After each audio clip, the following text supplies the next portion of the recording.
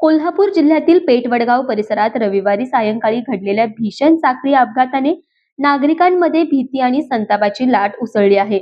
उपचारादरम्यान आणखीन एका जखमीचा मृत्यू झाल्याने या दुर्घटनेतील मृतांची संख्या 2 वर पोहोचली असून त्यात एका चिमुकल्याचाही समावेश असल्याने हळहळ व्यक्त होत आहे.